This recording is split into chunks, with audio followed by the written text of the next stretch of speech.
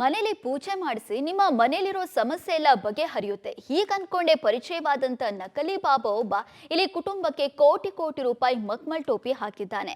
ಈಗ ಕಳ್ಳಸ್ವಾಮಿಯನ್ನ ನೆಚ್ಕೊಂಡ ಫ್ಯಾಮಿಲಿ ಅಯ್ಯೋ ಹಣ ಕಳ್ಕೊಂಡ್ಬಲ್ಲ ಅಂತ ಹೇಳಿ ಕಕ್ಕಾಬಿಕ್ಕಿಯಾಗಿದೆ. ಅಷ್ಟಕ್ಕೂ ಈ ರೀತಿ ಮೋಸ ಮಾಡಿರುವಂತ ಆ ಬಾಬನಾದ್ರೂ ಯಾರು, ಎಷ್ಟು ಕೋಟಿ ಹಣವನ್ನ ಆ ಕುಟುಂಬ ಕಳ್ಕೊಂಡಿದೆ? ಇಲ್ಲಿದೆ ಆ ಕುರಿತ ರಿಪೋರ್ಟ್. ಪೂಜೆ ಮಾಡಿಸದಿದ್ರೆ ಮಗನ ಜೀವಕ್ಕೆ ಅಪಾಯ, ತಾಯಿ ಎದೆಯಲ್ಲಿ ಕಿಡಿಗೇಡಿ ಹುಟ್ಟಿಸಿದ್ದ ಭಯ.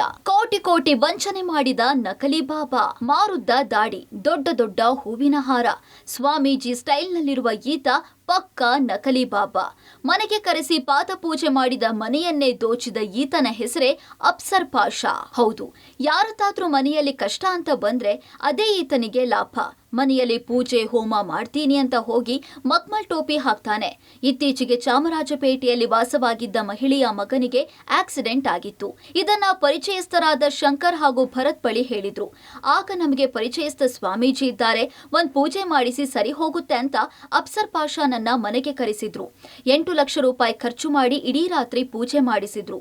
ಬಾಬಾ ಜೊತೆಯಲ್ಲಿ ಹೋಗಿ ಕೆರೆಯಲ್ಲಿ ಪೂಜಾ ಸಾಮಗ್ರಿಗಳನ್ನ ವಿಸರ್ಜನೆ ಮಾಡಿಸಿದ್ರು. ಇನ್ನೊಂದೆಡೆ ಪೂಜೆ ಮಾಡಿಸಿದ್ದ ಮಹಿಳೆ ತನ್ನ ಚಾಮರಾಜಪೇಟೆಯ ಮನೆಯನ್ನ ಮಾರಾಟಕ್ಕೆ ಇಟ್ಟಿದ್ರು. ಅದನ್ನೇ ಎನ್ಕ್ಯಾಶ್ ಮಾಡಿಕೊಂಡ ಬಾಬಾ RBI ಬ್ಯಾಂಕ್ನಲ್ಲಿ ನನ್ನ 500 ಕೋಟಿ ಹಣ ಸೀಸ್ ಆಗಿದೆ, ನನಗೆ 2.5 ಕೋಟಿ ಹಣ ಕೊಡಿ ಅಂತ ಕತೆ ಕಟ್ಟಿದ್ದಾನೆ. ಬ್ಯಾಂಕ್ನಿಂದ ಹಣ ರಿಲೀಸ್ ಆದ್ಮೇಲೆ 10 ಕೋಟಿ ಕೊಡ್ತೀನಿ ಅಂತ ನಂಬಿಸಿದ್ದಾನೆ. ಯಾವುದೋ ಕ್ರಿಯೇಟೆಡ್ ಮೆಸೇಜ್ ತೋರಿಸಿ ಶಂಕರ್ ಭರತ್ ಮೂಲಕ 2.5 ಕೋಟಿ ಹಣ ಪೀಕಿದ್ದಾನೆ. ದಿನ ಕಳೆದಂತೆ ಹಣ ಕೊಡದೆ ಸತಾಯಿಸಿದ್ದು, ವಾಪಸ್ ಕೇಳೋದಕ್ಕೆ ಹೋದಾಗ ಧಮಕಿ ಹಾಕಿ ಕೊಲೆ ಬೆದರಿಕೆ ಒಡ್ಡಿದ್ದಾನೆ. ಅಲ್ಲದೆ ಮೈಸೂರು ಮಂಡ್ಯ ಅಂತ ಕರೆಸಿ ಇಡೀ ದಿನ ಕಾಯಿಸಿ ಕಳಿಸಿದ್ದಾನಂತೆ. ಇದರಿಂದ ನೊಂದ ಮಹಿಳೆ ಕಣ್ಣೀರು ಹಾಕುತ್ತಾ ವಾಪಸ್ ಬಂದಿದ್ದಾಳೆ. ಇನ್ನು ಶಂಕರ್ ಬಗ್ಗೆ ವಿಚಾರಿಸಿದಾಗ ಹಲವರಿಗೆ ವಂಚನೆ ಮಾಡಿರೋದು ಗೊತ್ತಾಗಿದೆ.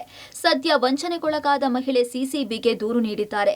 ಆದಷ್ಟು ಬೇಗ ಆರೋಪಿಗಳನ್ನ ಬಂಧಿಸಿ ತಮ್ಮ ಹಣ ವಾಪಸ್ ಕೊಡಿಸುವಂತೆ ಮನವಿ ಮಾಡಿಕೊಂಡಿದ್ದಾರೆ.